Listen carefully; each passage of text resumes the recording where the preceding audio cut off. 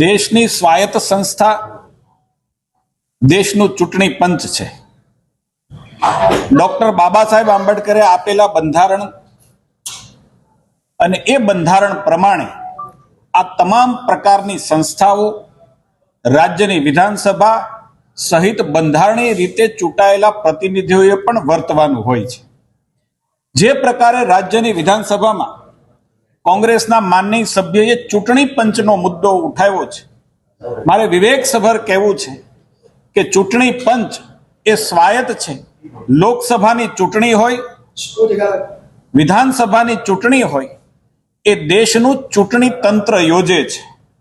તેમનો ખર્ચ, ચૂંટણીના અધિકારીઓની નિમણૂક અને તમામ વ્યવસ્થાઓ એ ચૂંટણી પંચ દ્વારા થતી હોય છે. જે પ્રકારે બંધારણ, જે પ્રકારે કાયદો અને વિધાનસભાના નિયમોના નિયમ મને ઋષિકેશભાઈએ ઉજાગર કરીને કહ્યું કે જે પ્રકારે ગુજરાતની વિધાનસભામાં સન્માનીય ન્યાયકોર્ટ, હાઈકોર્ટ, સુપ્રીમ કોર્ટ, ચૂંટણી તંત્ર આપણું એની ચર્ચા ન થઈ શકે, ચાહે ટીકા હોય કે ચાહે અન્ય ચર્ચાઓ, એ રાજ્ય વિધાનસભામાં નહીં થઈ શકે.